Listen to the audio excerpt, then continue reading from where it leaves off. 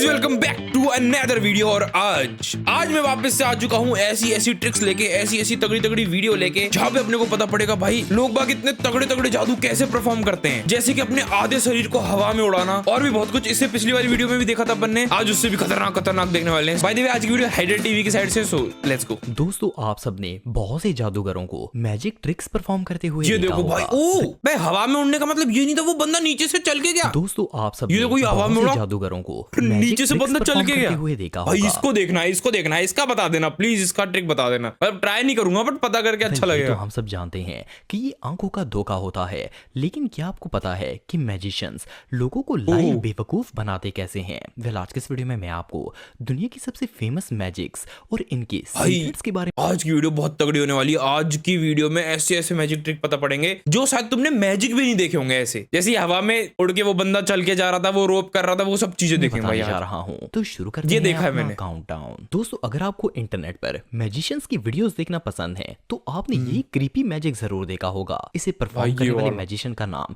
Rob lakes है। इन्होंने ये मैजिक एक टैलेंट शो में परफॉर्म किया था। आप बिलीव नहीं करेंगे कि इसमें इन्होंने पूरे मजमे के सामने अपनी बॉडी को 2 हिस्सों में तकसीम कर दिया था।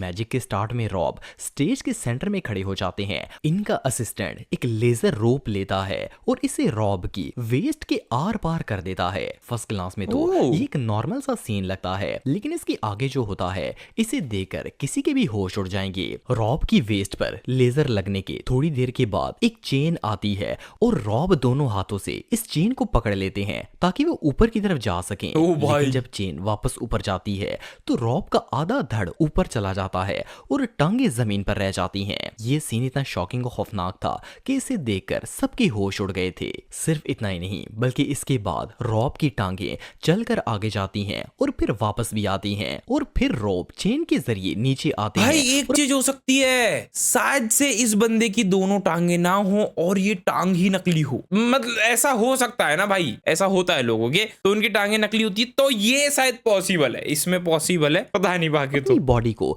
लेग्स के साथ अटैच कर लेते हैं।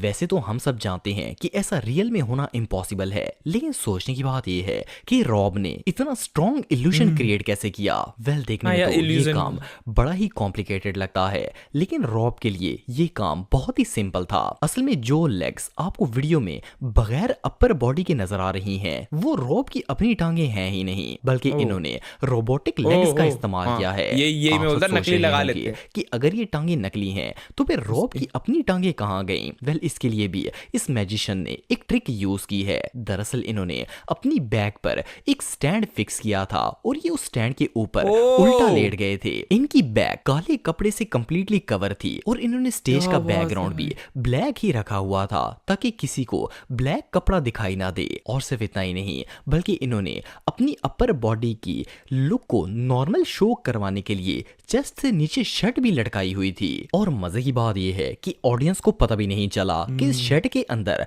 बॉडी भी मौजूद है या नहीं है। और इस तरह से ये मैजिक परफॉर्म फिर उसके बाद स्मोक डाली भाई, उसके बाद वो उतर गया होगा।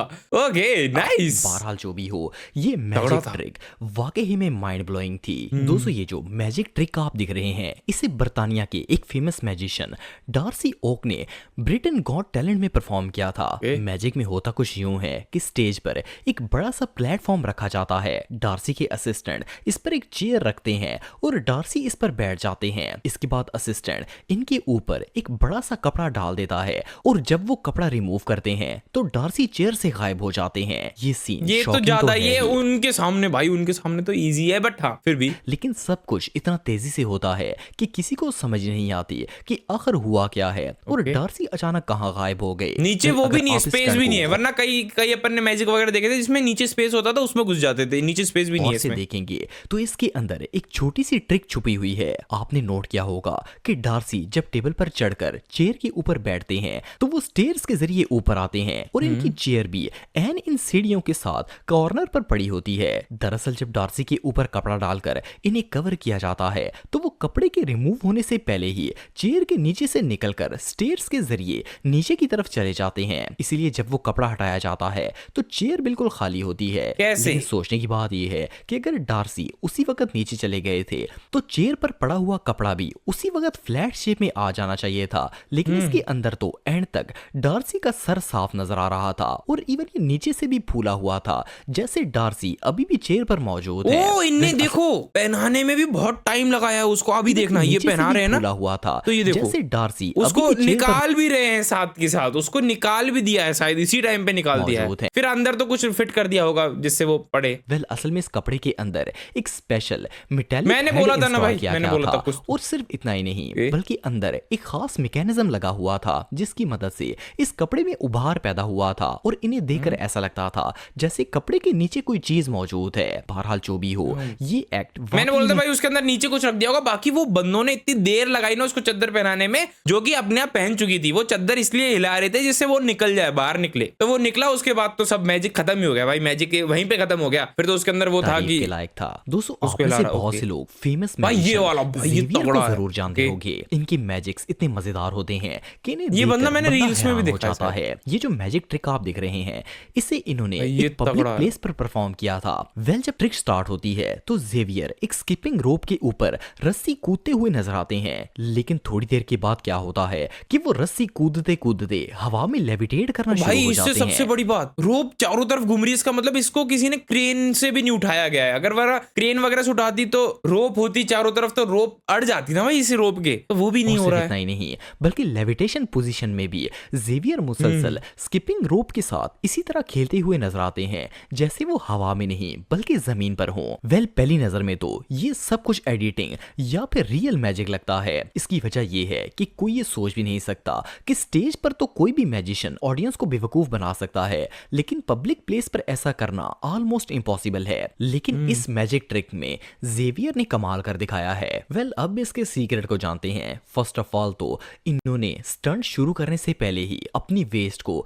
एक केबल से बांध लिया था। इन केबल्स का कलर बिल्कुल एक सेकंड, अगर ये केबल से बांध लिया था तो भाई ये रोप कैसे घूम रही है? अच्छा रोप भाई ट्रांसपेरेंट था, जिसकी वजह से ये किसी को नजर नहीं आई। सिर्फ इतना ही नहीं बल्कि जेवियर को ऊपर की तरफ लिफ्ट करने के लिए इन केबल्स को क्रेन के जरिए कनेक्ट किया गया था। जैसे ही जेवियर ने रोपिंग स्टार्ट की, क्रेन ऑपरेटर ने जेवियर को ऊपर की तरफ उठाना शुरू कर दिया और वो लेविटेट होना शुरू हो गए। इवन इन्होंने अपनी कूदने वाली रस्सी के साथ साथ इन केबल्स को भी पकड़ा हुआ था। भाई और ये जब केबल्स को ऐसे पकड़ा हुआ है ना, इसलिए हाथों से निकल रही है और रोप ऐसे जा रही है। यार फिर भी कैसे जा रही है? फिर भी नहीं समझ आया। ये रोप अड़नी तो चाहिए ना उसके चारों तरफ। अगर यहाँ से रोप जा रही है और इसके चारों तरफ रोप घूमेगी तो गोल गोल पलट तो जानी चाहिए ना रोप। वो नहीं हो रहा है इसके अंदर। हवा में कलाबाजियां अच्छा लगाते, नहीं, वो तो घुमा साथ भी अलग केबल्स को भी तरीके से रहा है। घुमाते थे ओके, ताकि वो केबल्स भाई इनकी रोप गजब गजब चीजें हैं भाई, गजब गजब के साथ उलझ ना जाएं। वेल इनका ये एक्ट था तो बहुत हाँ, ही ये amazing, बताया ताकि इनने वो कुछ। केबल्स इनकी एक रोप सेकंड, में कलाबाजियां लगाते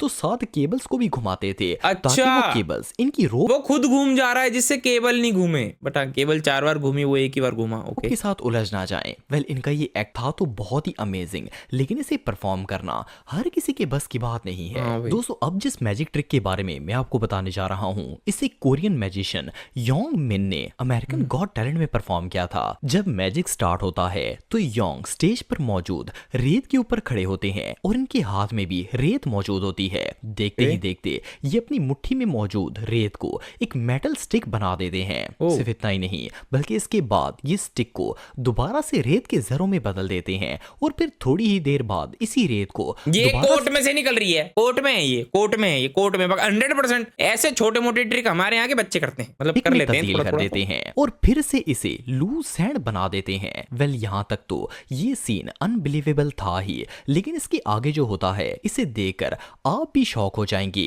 यहाँ के खाली हाथों में अचानक से कहीं से रेत आ जाती है और ये इसे एक मुट्ठी से दूसरी मुट्ठी में शिफ्ट करते करते अचानक हाथों को स्प्लिट कर देते हैं। लेकिन इनके हाथ एक दूसरे से अलग होकर भी इनके अंदर रेत का फ्लो ऐसे ही रहता है जैसे इनकी मुट्ठी में रेत भाई हो। क्या तगड़ा लग रहा तो बहुत ही अमेजिंग। लेकिन क्या आप जानते हैं कि यांग ने इसे परफॉर्म किस तरह किया? दरअसल यांग का सैंड से स्टिक बनाना सिर्फ नजर का धोखा था। इन्होंने अपनी जैकेट के बाजू में ये तो पहले खैर से सबको ही पता एक है। मेटल स्टिक छुपाई हुई थी।